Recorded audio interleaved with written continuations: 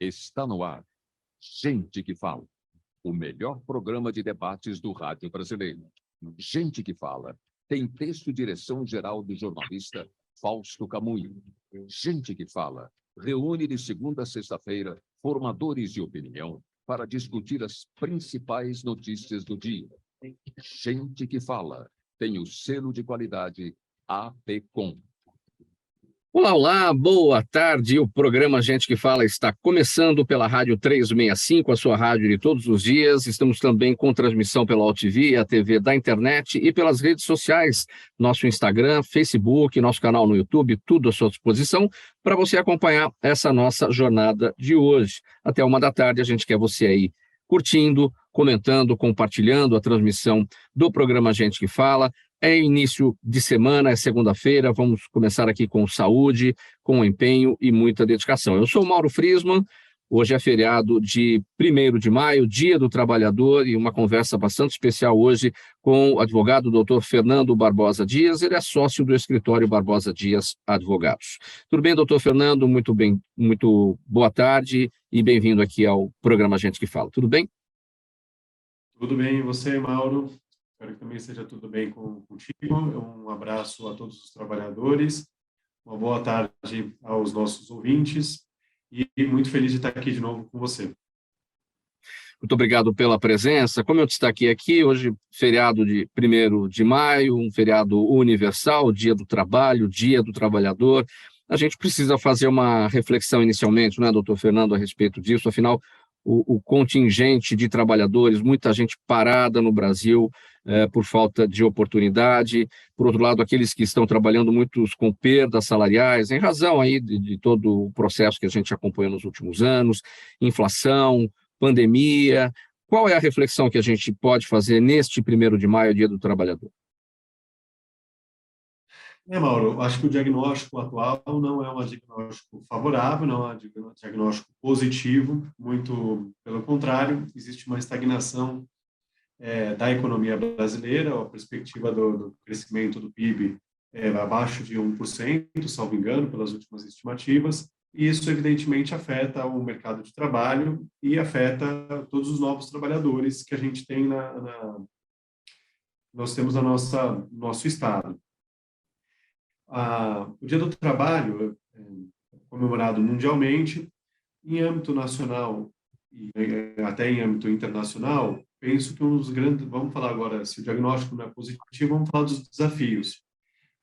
O crescimento da economia, lógico que ajudaria a absorver essa massa de pessoas desempregadas e, com certeza, a gente precisa falar também da situação das pessoas que estão hoje no trabalho informal.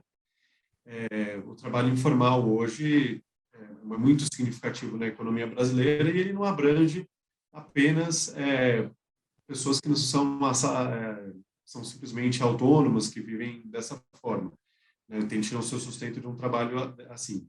Também nós temos todos os trabalhadores de aplicativo hoje na economia brasileira. Só em São Paulo se estima, na questão do transporte urbano de pessoas, cerca de 100 mil pessoas.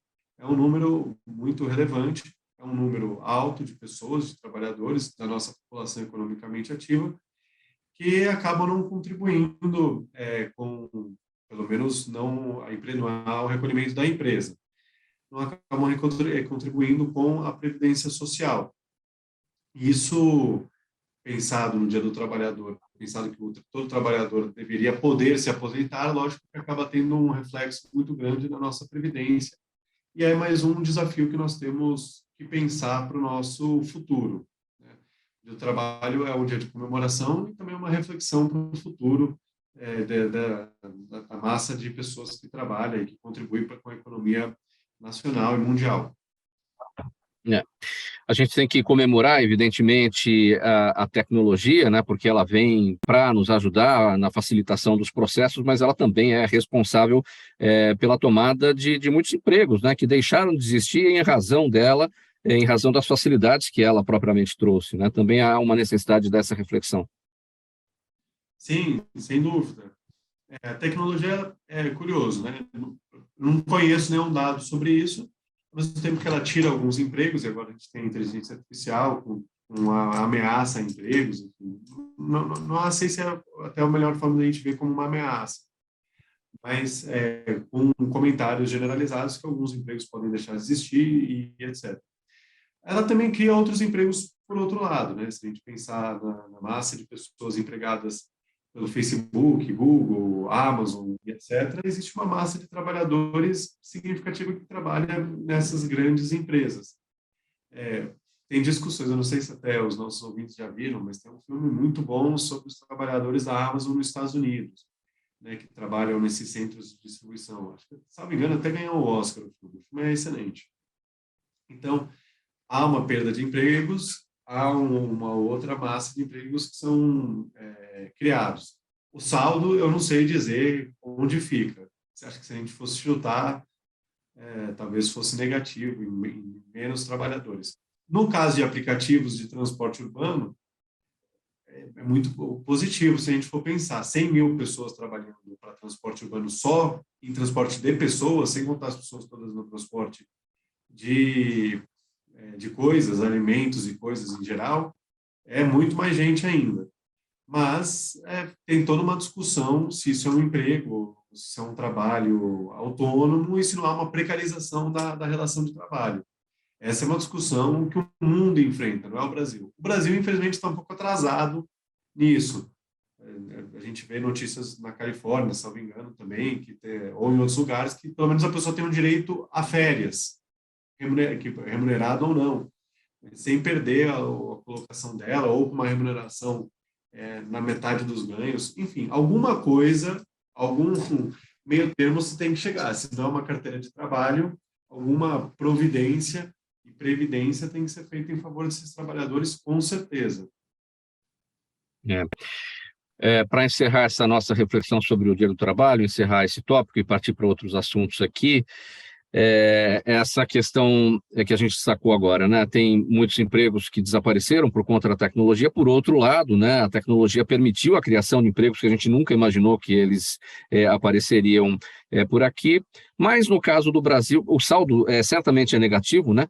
Mas aqui, especialmente no Brasil, em que a gente tem dificuldade com a formação, né? A gente tem dificuldade com a capacitação, né? Existem muitas vagas abertas nesse setor de tecnologia, mas não temos pessoas capacitadas para isso. Então fica aqui a nossa torcida, né, doutor Fernando, para que a gente caminhe melhor na parte da educação, que a gente possa realmente preparar as pessoas para esse mundo moderno. Não falamos mais de revolução industrial, a gente fala de revolução digital e não é de hoje, né? Não, Mauro, você está certíssimo. Um comentário super inteligente seu, não podia concordar mais. A grande dificuldade do Brasil é entrar nessa economia digital. É a gente capacitar os nossos jovens, ter uma formação adequada, que os coloque em condições mínimas para esse mercado de trabalho que exige novas habilidades.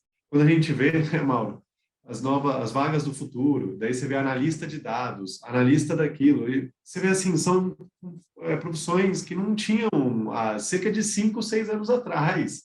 As profissões mais promissoras que existem para o futuro são totalmente ligadas à área de tecnologia, né, na maior parte delas, e isso demanda uma formação jovem com habilidades novas, com capacidade de raciocínio também muito elevado. Se o Brasil quiser seguir nessa toada da economia mundial, certamente a Coreia do Sul, a quantidade de investimento que tem na educação básica, isso todo mundo já discute há pelo menos 10 anos aqui no Brasil.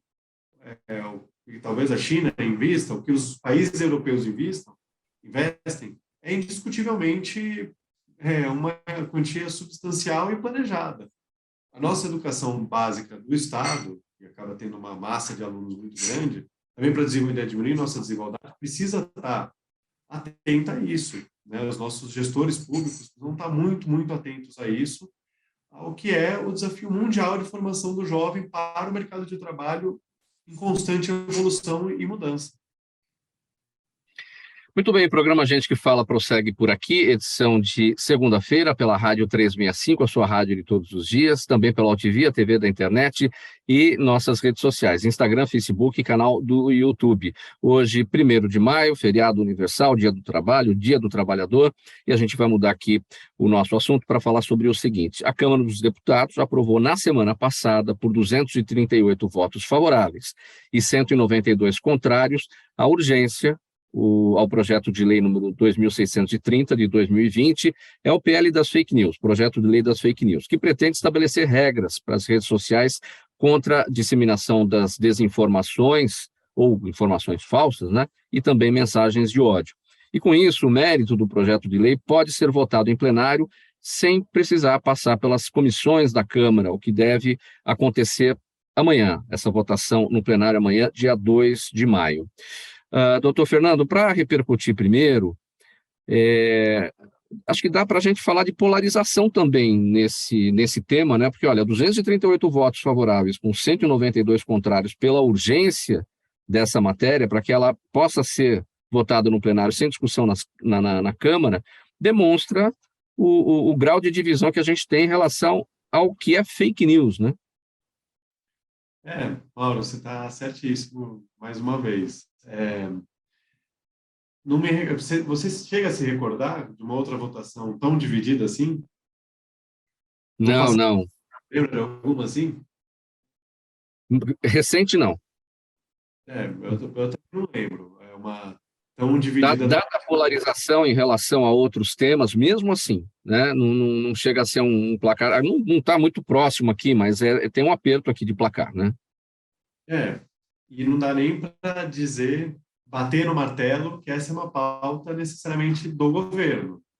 Eu sei que o deputado Orlando Silva é o relator, mas não está claro se o projeto como está é necessariamente uma pauta do governo.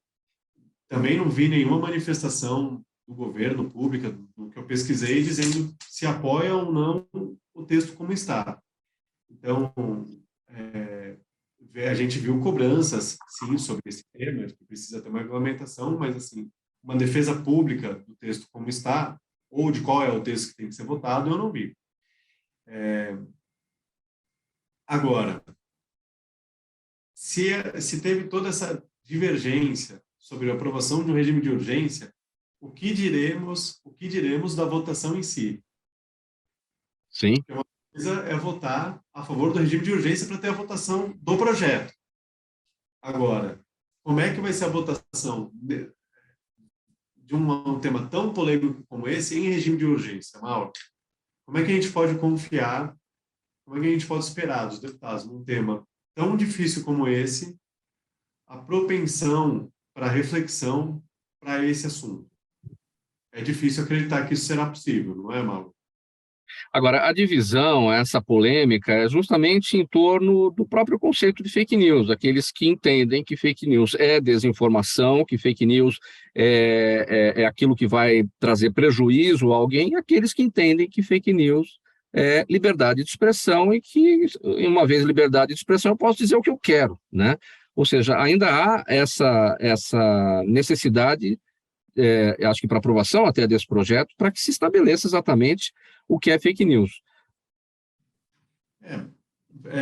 Nesse ponto, é curioso o seguinte, né?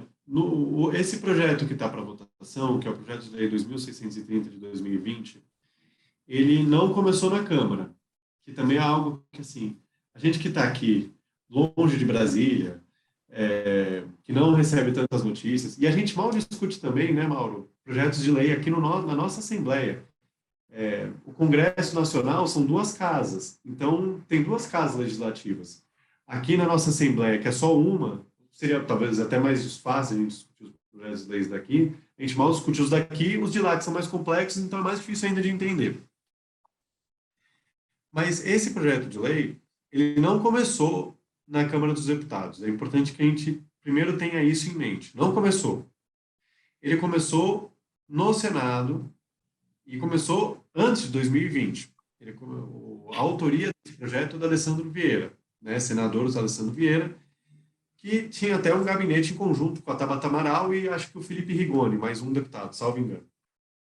Eles dividiam gabinetes para enfim, por toda aquela pauta de diminuição de custos, de despesas do Congresso para evitar custos, enfim, para a população, que é uma pauta absolutamente legítima e a qual eu sou favorável. Agora, começa no Senado, e aí no Senado a intenção inicial era combater fake news. Se propunha um conceito de desinformação. Mas, Mauro, você acha... É muito difícil, assim, de plano, aqui no nosso, em qualquer pensamento, qualquer discussão, como é que a gente define desinformação? É dificílimo. Eu me lembro em algumas aulas que eu tinha, que um professor, acho que era até professor de direito civil, um grande professor de direito civil, ele dizia que o melhor era que a lei não definisse conceitos. Deixe isso para quem estuda o direito definir. Você colocar um conceito fixo e rígido na lei, depois como é que você tenta colocar outras coisas ou não, você cria o risco daquela lei ela ser interpretada de tal forma que o que você interpreta não é o que ela está dizendo. É um risco muito grande, então, de você conceituar algo. No projeto de lei, como foi, a Câmara não tem assim muito... se abdicou dessa definição. Tá? Então, apesar de ser algo sobre fake news, o conceito de desinformação se preferiu que fosse abandonado. Agora, não é um projeto só sobre fake news, isso que é o importante. Não é só sobre fake news. Tem muitas outras coisas que são tratadas nesse projeto de lei. Tá? Eu estou propondo num texto que eu escrevi agora, discutir isso por partes. O tema, assim, é inegavelmente importante, Mauro. Inegavelmente é importante porque, pelo menos, a cada 2 anos a gente tem que ver isso em âmbito de eleições. Mas isso não é só sobre eleições. Não é só sobre eleições. Desinformação acontece todo dia. Como é um tema de muito apreço, pelo menos meu, que eu tenho gostado cada vez mais de estudar, eu quis ver um pouco do processo legislativo na Câmara dos Deputados. Porque chegou na Câmara dos Deputados em 2020, isso já tem, então, em julho de 2020, a gente já tem na Câmara dos Deputados quase 3 anos de tramitação. Mauro, 3 anos de tramitação, não sei o que você vai pensar. Será que está bem discutido o tema na Câmara? Depois de 3 anos? Depende se o projeto estava tramitando ou se ele estava dormitando em alguma gaveta. Ele pode estar lá parado durante 3 anos e a coisa não avançou, né? Então, parece que nesses 3 anos alguma coisa aconteceu nesse sentido. Então, aí é aquela dúvida, será que está pronto, de fato, para discutir, para votar, sem passar pelas comissões? A gente fica desconfiado também, porque no meio dessa história toda, você falou, tem várias etapas aí. Os deputados estão querendo a extensão da imunidade parlamentar para a internet, ou seja, até o conceito de imunidade parlamentar já está em xeque também, né? Aquilo que originalmente ou seja, eles podem dizer na tribuna, tem possibilidade de falar na tribuna sobre os temas em questão lá no parlamento, e tem imunidade para isso, mas é no parlamento que isso funciona, não tem imunidade para cometer crime fora dali, então eles estão querendo imunidade também na internet para falar coisas e provavelmente levar desinformação, com direito de poder levar desinformação, garantido por lei. Não, e o que a gente nunca imaginou, né? Dentro de tudo que a gente conversou sobre as mudanças do trabalho, as mudanças do formato do trabalho, as habilidades que um jovem tem que desenvolver para desenvolver aptidão para estar no mercado de trabalho, eles não querem só a imunidade de falar o que podem, o que querem. Eles querem a imunidade da conta não ser suspensa. Olha também que diferença, né? Porque a conta que ele tem nessas redes sociais é a plataforma dele hoje. Se você entra, provavelmente, nas contas... É a base dele, né? É a base dele, já não é mais o discurso na tribuna que vai ser passado na televisão ou uma manifestação que vai para o jornal no dia seguinte. Não, ele quer estar com a base dele ligada 24/7, porque eles postam coisas quase que todos os dias. Muitos deputados, se você entrar no Twitter de algum deles, é difícil passar uma semana sem uma manifestação, né? E aí tem as administradoras de contas, né? Porque não necessariamente precisa ser o deputado que está ali deputado ou senador que está publicando alguma coisa. Bom, 3 anos na Casa Legislativa. Vamos lembrar que quase 2 anos, a gente teve 2 anos e meio, quase, vigência de pandemia. Então, tinham várias reuniões da Câmara que estavam sendo feitas à distância. Então, já não estava, talvez, no formato mais propício a uma discussão. Bom, no início desse projeto, Mauro, ele foi para 4 comissões. Ele não ficou em uma só. Ele foi para várias comissões, tá? Então, ele assim, tentou-se reunir a Comissão de Ciência, Tecnologia e Inovação, a CCJC, que essa é super famosa, a Comissão de Constituição, de Justiça e de Cidadania, a Comissão de Finanças e Tributação, Comissão de Saúde e a Comissão de Trabalho. Até são, acho que, 1, 2, 3, 4, 5 comissões permanentes da Câmara foram envolvidas. Te pergunto se alguma delas tem parecer. Nenhuma.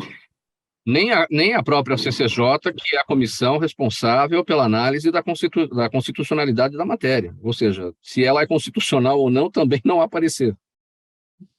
Não tem parecer. No site da Câmara dos Deputados, se você for lá agora e pesquisar esse projeto, você não vai encontrar um parecer nem da CCJC, ou a CCJ, como ela era mais conhecida.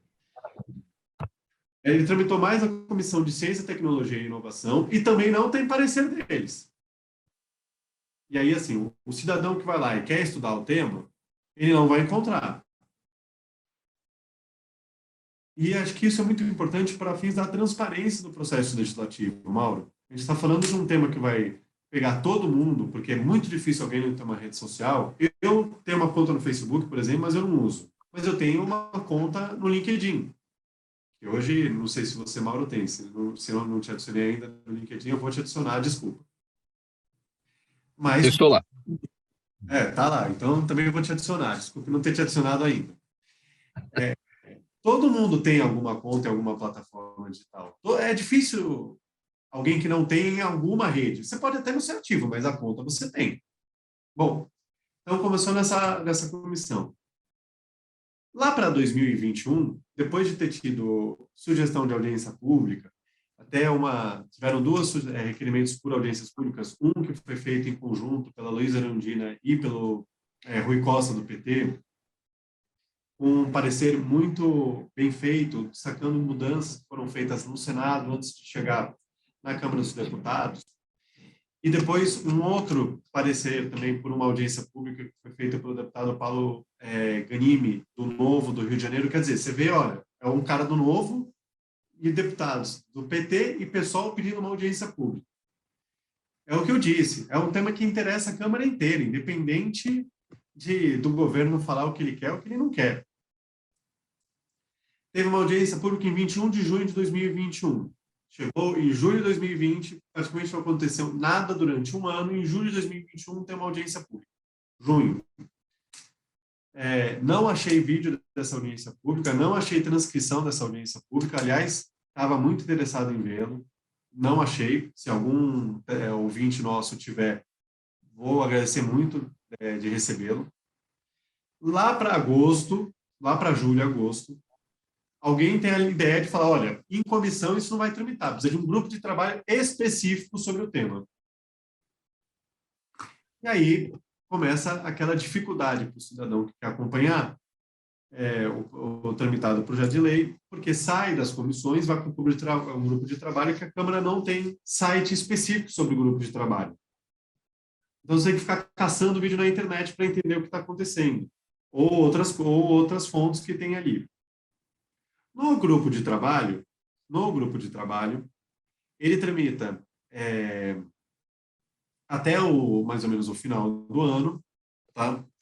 De 2021, tá? E daí o que acontece no final de 2021? 7 de dezembro de 2021, vai para uma aprovação desse grupo de trabalho, são cerca de 11 deputados, e começa uma votação sobre o relatório do deputado relator, que ele participou desse trabalho, que é o Orlando Silva. Ele faz um relatório, e o relatório 3 é o aprovado. Mas te pergunto, Mauro, se o 1 e o 2 aparecem. também você não consegue encontrar tão facilmente. Por que isso é importante, Mauro? Estou dizendo tudo isso. Poxa, primeiro porque tem uma questão de cidadania. A gente, como cidadão, deveria saber o que está sendo discutido. Sim.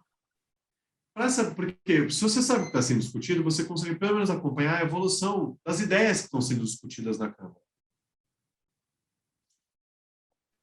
Se sai o conceito de formação e ele não volta, por que se voltou? Ou se vai voltar ou não, ou se deve voltar ou não. Foi adicionado um crime nesse projeto, nesse relatório. Tem uma adição de um crime. Que não estava no projeto do senador Alessandro Vieira. Se adicionou no projeto um crime. Sim. Se o Senado considerou que não deveria criminalizar uma conduta, a Câmara agora considera que criminaliza, acabou. Não adianta só colocar a urgência na Câmara, que o projeto provavelmente vai ter que voltar para o Senado dizer se ele aprova ou não aquela mudança substancial num projeto substitutivo. Bom, aí é colocado para votação o substitutivo no ano seguinte, porque, afinal de contas, já é dezembro de 2021, logo depois tem um recesso da Câmara.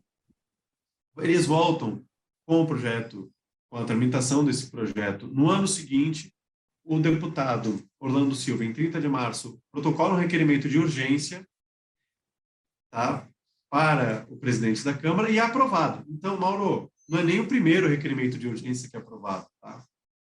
Não é nem o primeiro, é o segundo que está sendo aprovado. Começa a votação, e aí eu não achei também notícias, não achei notícias sobre isso, é tirado de pauta depois de 37 requerimentos de emendas, apresentados daí também de novo por deputados. Olha, Mário Ehringer, Paulo Teixeira, Reginaldo Lopes, Daniel Coelho, Henrique Mizazzi, Vitor Lippe, Rodrigo Coelho, Alexandre Frota, Luiz Miranda, Geninho Zuliani, Eduardo Cury, Ângela Min. São 37 requerimentos que até pelo processo legislativo, por exemplo, o Alexandre Frota não é mais deputado. Aquele requerimento vai ter validade? Sim. Ou ele perde efeito? Geninho Zuliani, que foi até, salvo engano, indicado para ser o vice-governador na chapa do Rodrigo Garcia na última eleição. São 37. Também não é comum ter tanto requerimento e ter tanto deputado apresentando alguma coisa. Sai de votação e aí a gente tem um banho-maria quase que de um ano. Um ano do projeto sem que a gente consiga saber se teve discussão ou não sobre o assunto. E a gente teve eleição no meio do caminho. Não é qualquer trivialidade. A gente teve uma eleição, de novo, com toda a discussão de fake news. Nesse meio tempo, e o Orlando Silva nisso, ele parece estar atento, tiveram outras regulamentações pelo mundo. A União Europeia aprovou, em outubro de 2022, aliás, né, o Parlamento Europeu e o Conselho da União Europeia aprovou em outubro de 2022 uma regulamentação sobre o mercado único para serviços digitais, regulamentação dos serviços digitais, que pega também toda essa questão. Então, Mauro, toda essa minha exposição é o quê? Né? Quando os outros deputados vão lá e protocolam um requerimento para que isso vá para uma comissão permanente, não é de todos razoável. Pode parecer protelação de um grupo que não quer que o projeto vá para frente. Mas isso foi discutido num grupo de 11 deputados na Câmara. Não é que foi discutido por vários. Foram 11. Doutor Fernando, e as Big Techs não ajudam, né? Google, Meta, não ajudam. Elas dizem, o Google chegou a dizer, né, que ela se preocupa, o Google se preocupa, né, com a aprovação de um projeto que possa piorar a internet, né? Enfim, mas também não há manifestação sobre o que se deve fazer, então, para melhorar a internet, por parte das empresas, das Big Techs. Então, você trouxe aí um gancho bom. Também foi noticiado nessa semana que o ministro Alexandre de Moraes, um pouco talvez no jeitão dele, foi até o Congresso e apresentou as proposições, no meio toda essa correria, apresentou as proposições dele como ministro do TSE, não é pessoa física, ele é um ministro, enfim, evidentemente no exercício do cargo de função pública dele, que foram discutidas no âmbito do TSE, num outro grupo de trabalho que existe, formado com justamente as Big Techs. Então, no âmbito do TSE, que acumula essa experiência já desde 2018 em questão de fake news, eles fizeram proposições próprias deles, né, a serem levadas para a Câmara. Ele conversou com o Rodrigo Pacheco, conversou com o Arthur Lira. E precisa conversar com os dois, porque se for votado, se for aprovado esse projeto, ele vai ter que voltar para o Senado. Agora, o que fica mais curioso, né, Mauro? Tem uma proposição legislativa em curso. Como isso foi feito num grupo de trabalho, não está claro, pelo menos para mim, o que vai ser votado na semana que vem. Vai ser votado o projeto na forma como ele foi feito pelo Senado, ou se já está em vigência, vamos dizer assim, para a própria Câmara, o substitutivo apresentado com base no relatório do deputado Orlando. Não, com base no relatório do deputado Orlando. Ele tem um parecer dele que não foi apresentado, tem que ser apresentado, com base, é o que se espera, que é com base no parecer do deputado Orlando, deputado Orlando, sim, Orlando Silva. Pois é, eu concordo com você, mas na votação que teve em abril do ano passado, tiveram emendas ao projeto original. Por quê? Porque eu não sei como se isso está no regimento da casa, e quando você tem um grupo de trabalho, não uma comissão permanente, se o relatório do grupo de trabalho ele é substitutivo ao projeto que está em votação. Sim. Então, não sei se é um vácuo ou não, ou é uma falta de compreensão minha, tinham emendas que foram propostas que não eram em cima do projeto substitutivo do relator Orlando Silva. Eu acho que faz muito mais sentido agora, é óbvio, que só pode ter emenda em cima do projeto do relator Orlando Silva, porque senão você está falando, assim, qual que é o projeto que está em votação? Fica uma bagunça generalizada. Agora, e essas propostas que foram entregues pelo ministro Alexandre de Moraes? Elas vão ser incorporadas ao projeto? Ou seja, está em votação, inclusive as incorporações dele? Olha a dificuldade que existe para quem está pesquisando o tema e que se debruçou sobre ele, para saber exatamente como vai ser votado. Todo mundo tem agenda própria na Câmara dos Deputados. Como é que um deputado vai conseguir estudar isso para uma lei inteira ele aprovar ou não? É dificílimo, é dificílimo. E tem muita coisa que precisa ser discutida com calma nesse projeto de lei. Vou te falar uma, Mauro, que eu acho dificílima. A questão de contas automatizadas e contas não identificadas. E que vai ter várias repercussões. O que é isso? Por exemplo, alguém abriu uma conta. Nenhuma conta é necessariamente identificada. Você pode abrir uma conta no Facebook só com e-mail. Ninguém pediu um documento seu nessa conta. E o Marco Civil da Internet nem necessariamente diz que tem que pedir.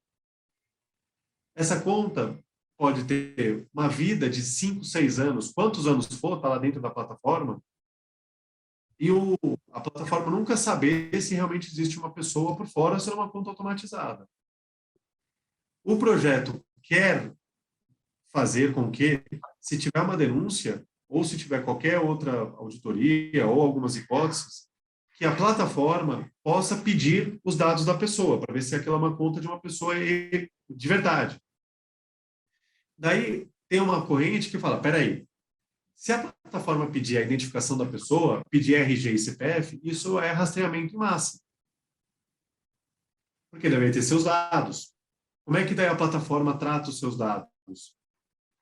Então, não são questões simples assim para a gente aprovar isso em massa, em um regime de urgência. Pelo menos... Mas que se trate os dados, né, doutor Fernando, como os bancos tratam. A gente abre uma conta num banco digital, né, pelo celular, apresentando ali, você faz ali a selfie, segurando o documento. Então, isso já é feito desta forma, né, e tudo isso tem que ser protegido pela LGPD, e desta forma também tem que ser com as redes sociais, se for esse o caminho.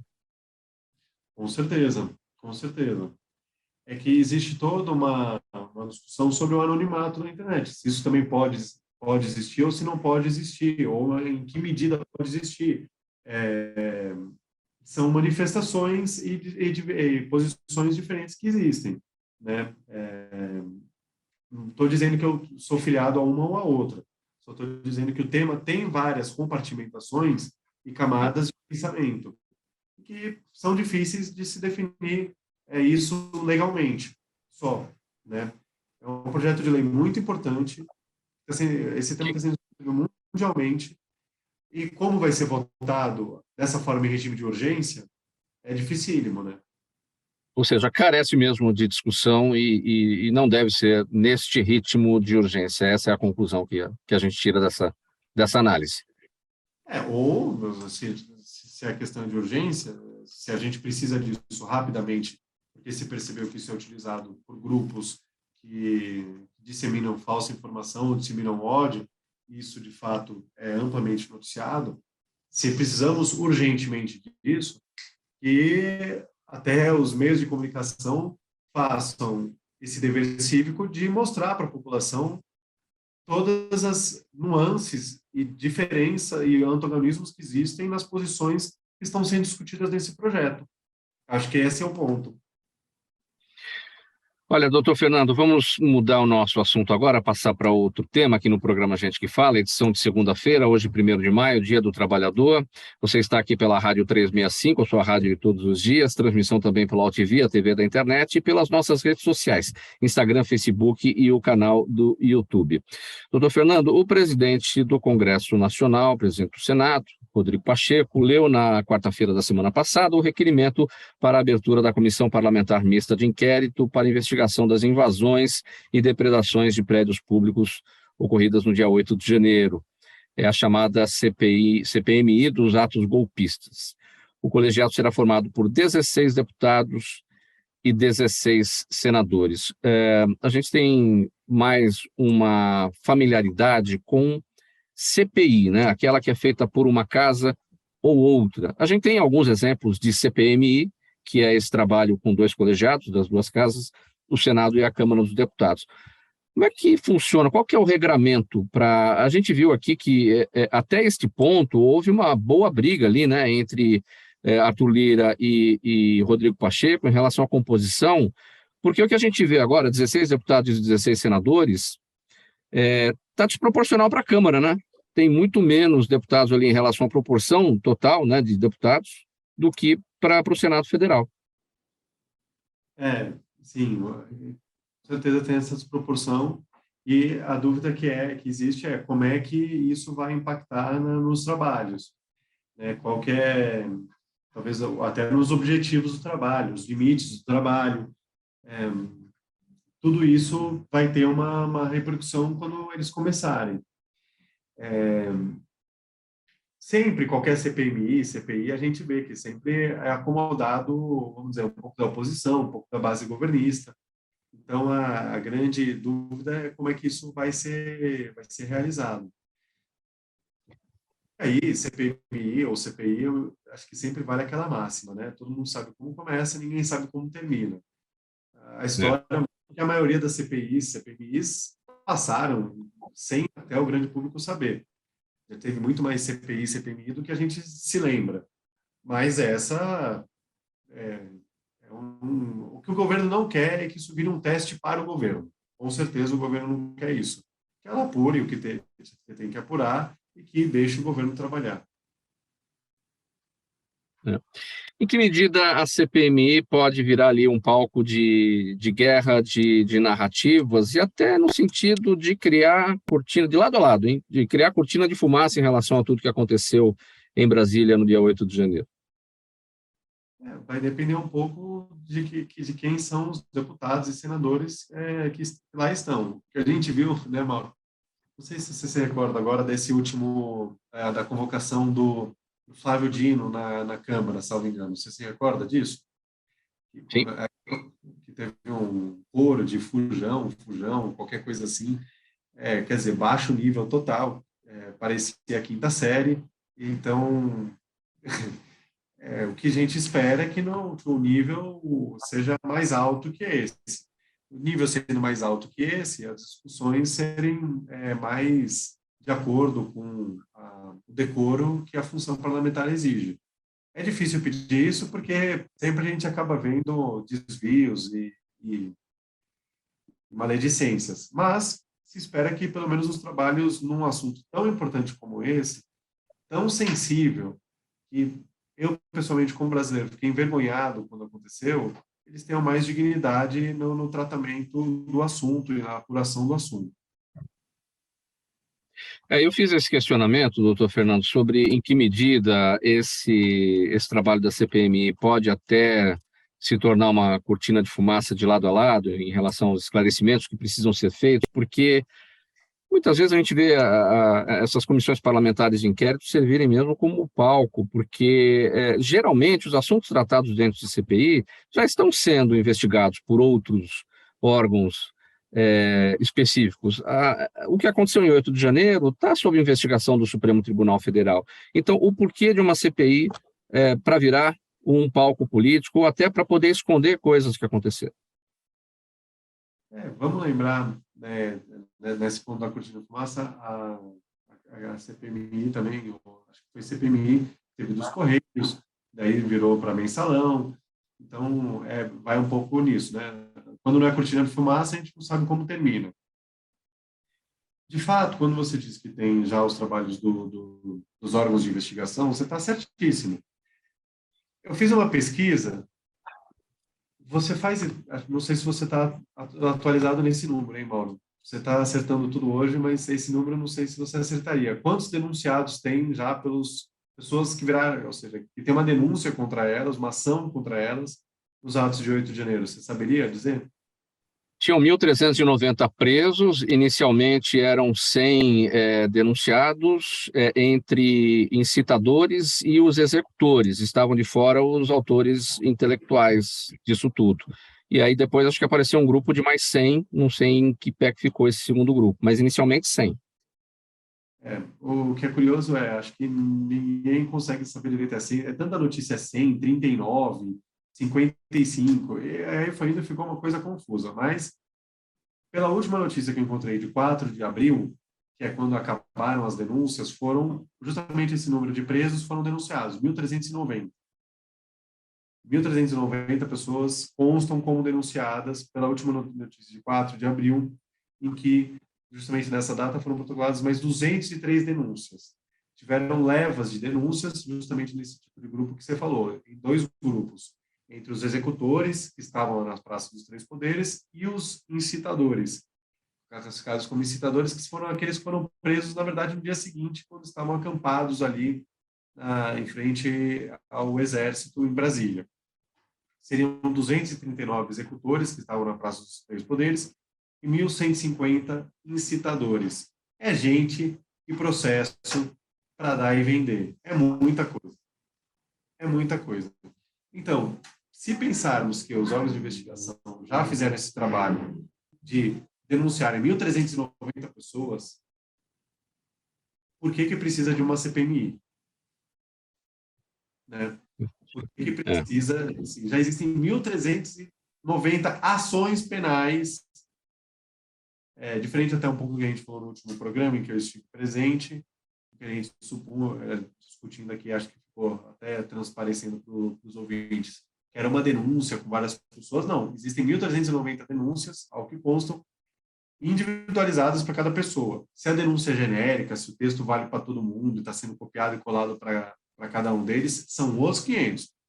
Mas agora, o que consta de informação é que são 1.390 denúncias. E aí o número 100 que você colocou corretamente é que no dia 25, no começo dessa semana, finalizou a sessão virtual do STF, em que eles aceitaram as primeiras 100. Vai precisar de pelo menos mais 13 sessões para analisar tudo isso, se a gente for analisar uma por uma. E aí, assim, e não foi sessão virtual sem discussão, sem divergência, teve divergência. Aí, de novo, para quê? O que é que essa CPMI vai poder propor de diferente em termos de persecução penal do que tudo que foi feito? Só se eles estiverem mirando, né, Mauro, a questão de outros inquéritos que existem, e aí é questão de financiadores e outros autores intelectuais. Vamos lembrar que o Anderson Torres está preso até hoje. Apesar do Ministério Público Federal ter concordado com o pedido da defesa dele, ele está preso até hoje porque o pedido foi negado recentemente pelo ministro Alexandre de Moraes. Então, será que o objetivo no Congresso é avançar nos autores intelectuais? Será que é descobrir outras pessoas que eles entendem que não estão sendo investigadas, deveriam ser investigadas? A exemplo, a gente viu dessa discussão toda do Gabinete de Segurança Institucional, que está tendo muita gritaria de como é que essas pessoas também não estão sendo investigadas ou não foram investigadas, etc, etc. Olha, é assim, que tem pano para ser uma CPMI, que tem espaço para ser uma CPMI explosiva, mesmo com tudo isso, eu acho que tem. Eu acho que tem.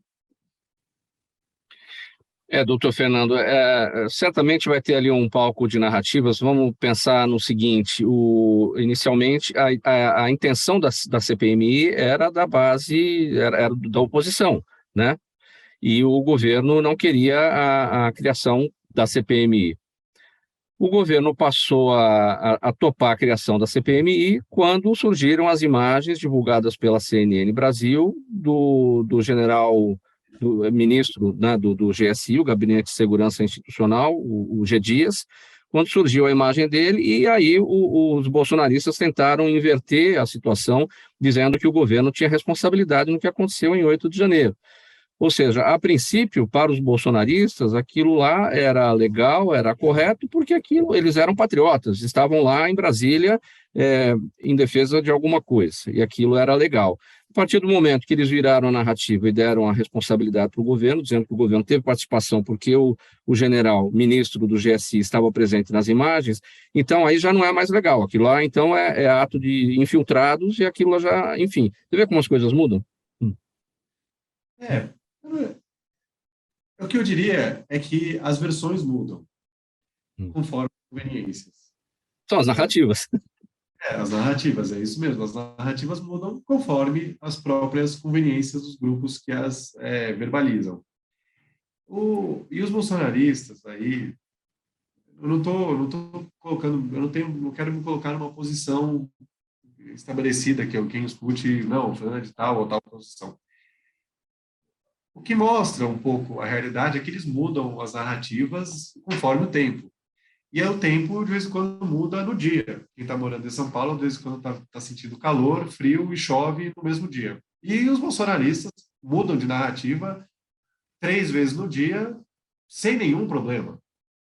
Sem nenhum problema. Como se ninguém lembrasse do que eles falaram 2 minutos atrás.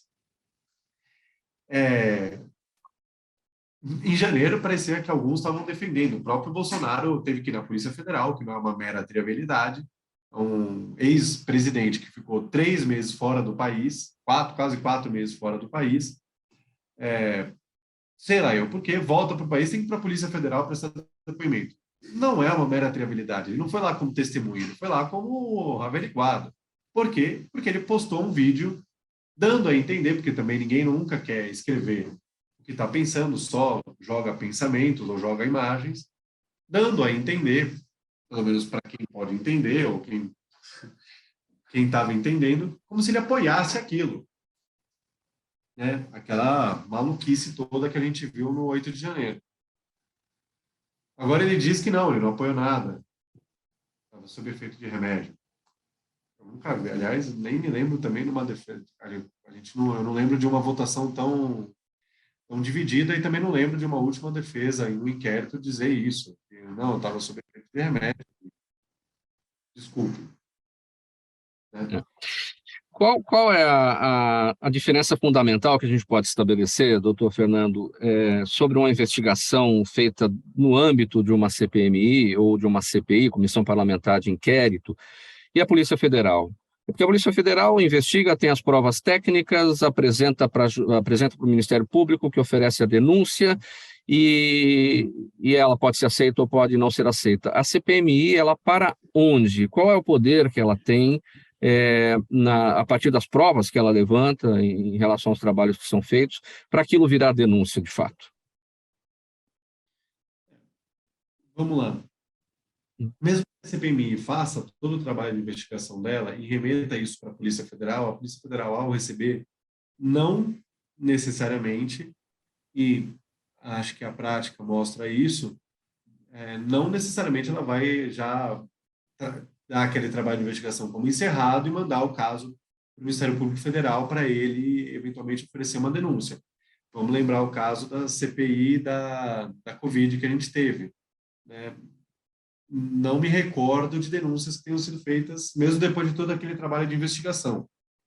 Pode até ter, mas agora sim eu não me lembro de nenhuma. Como emblematicamente a gente tem aqui 1.390 denúncias sobre esses atos, e muito rapidamente.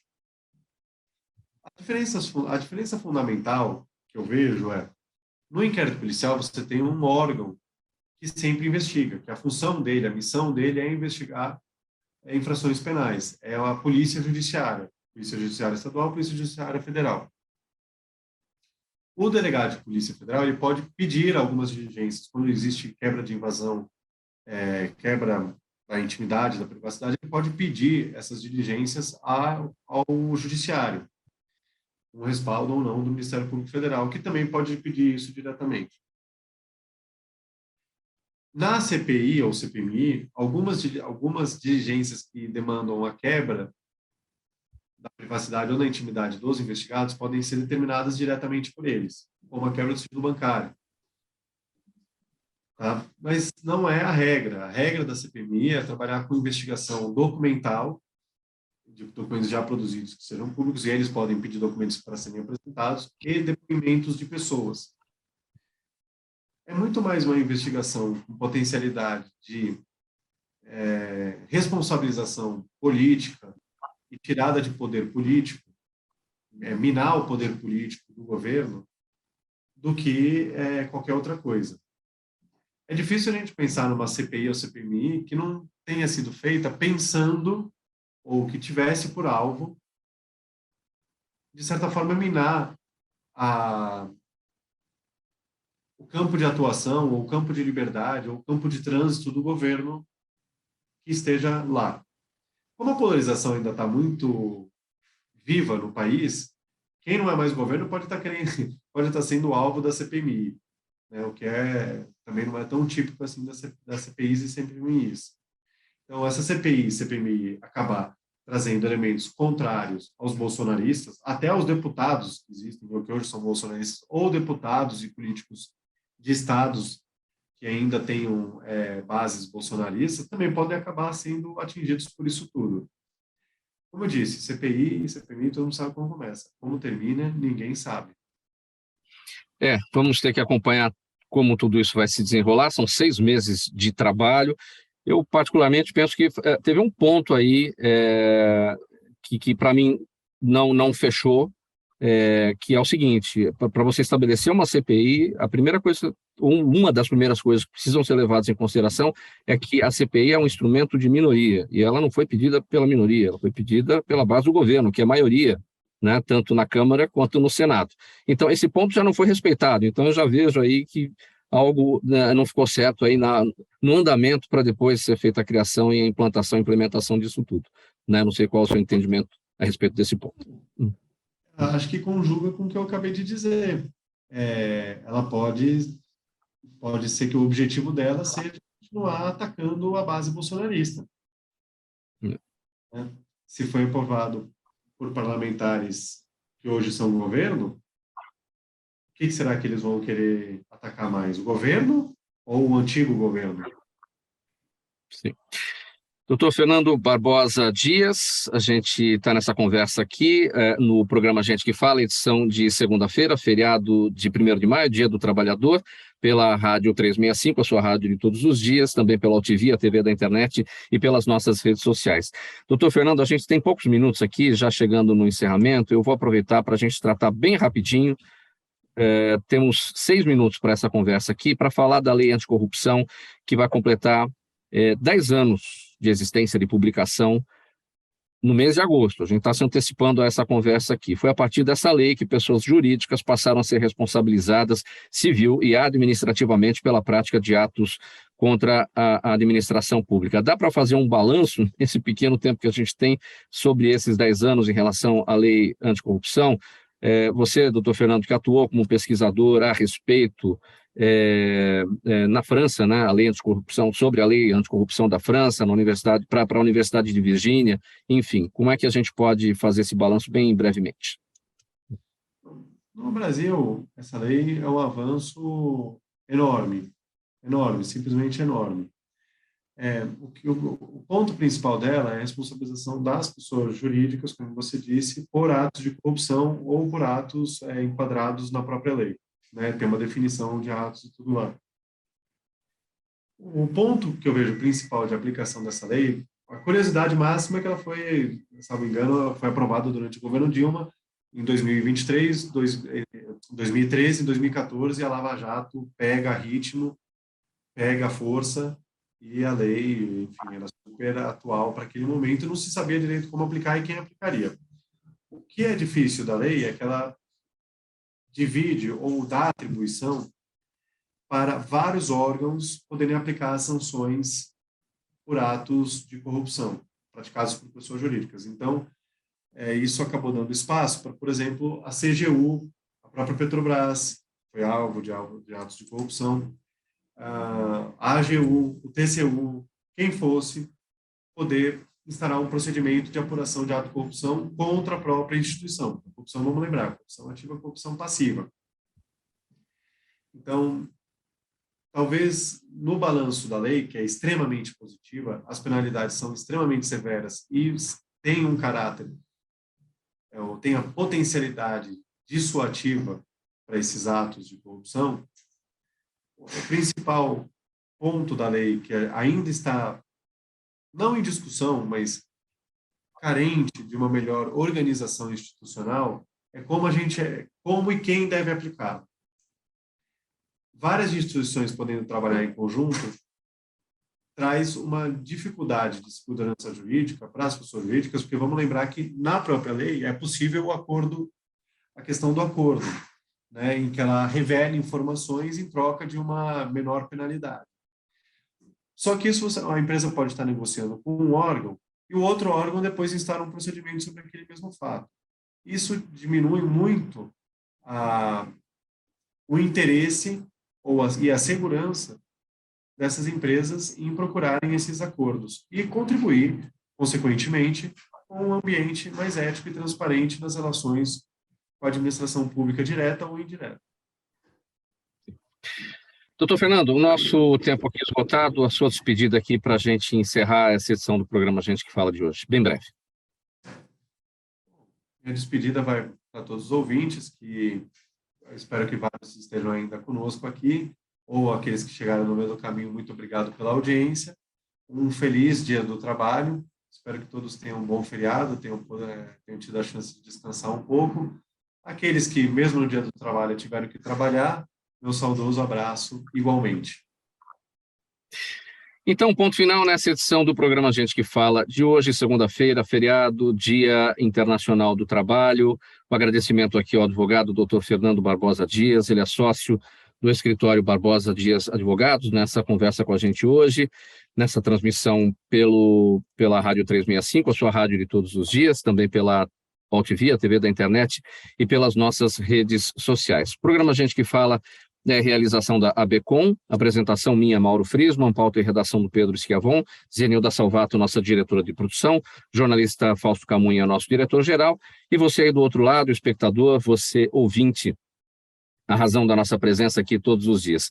A gente volta a se falar amanhã, ao vivo, a partir do meio-dia por aqui, chegando na sequência o Lucas Neto com a apresentação aqui na Rádio 365 do programa O Melhor para a Melhor Idade, e para você que nos acompanhou, um bom dia do trabalho, você que é trabalhador, você que está com dificuldade justamente para se colocar, aquele desejo nosso aqui da equipe do programa Gente Fala, que as coisas de fato melhorem nesse país, que a economia se reative, que tudo ande da maneira mais favorável para ajudar todo mundo que está aí na busca por emprego, na busca pelo trabalho e que é a grande celebração no dia de hoje. Um abraço para todo mundo, a gente volta a se falar amanhã a partir do meio-dia. Tchau, tchau.